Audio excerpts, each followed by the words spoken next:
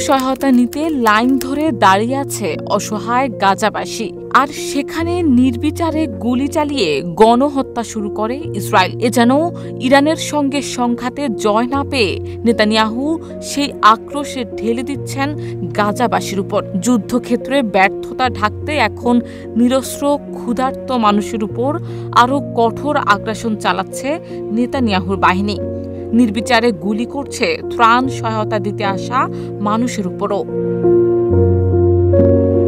মঙ্গলবার ভোর থেকে একটানা শুরু হয় এই আগ্রাসন। এতে নিহত হয়েছে কমপক্ষে ৮৬ জন ফিলিস্তিনি। কালার এক্সপার্ট, জর্জ স্যাপ এবং মাইল্ড অন হ্যান্ডস টেকনোলজি সমৃদ্ধ অরিক্স ক্রিস্টাল ওয়াশ আপনার লন্ড্রি এক্সপার্ট।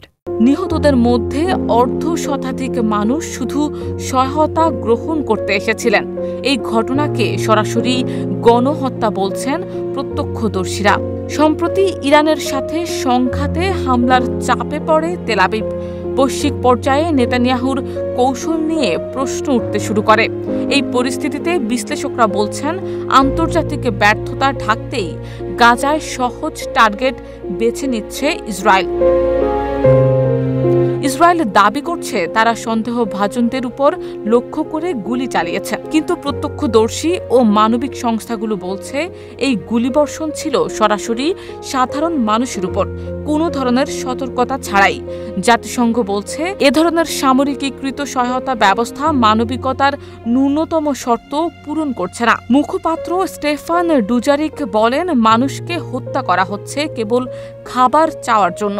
গাজার হাসপাতালের চিকিৎসকরা বলছেন, পরিস্থিতি এমন পর্যায়ে পৌঁছেছে যে চিকিৎসার আগেই অনেকে মারা যাচ্ছেন। গাজায় ইসরায়েলের এই সহিংস আগ্রাসন এ যেন আন্তর্জাতিক চাপ ও ইরানের প্রতিরোধের জবাব দিতে না পারার হতাশা থেকেই জন্ম নিচ্ছে।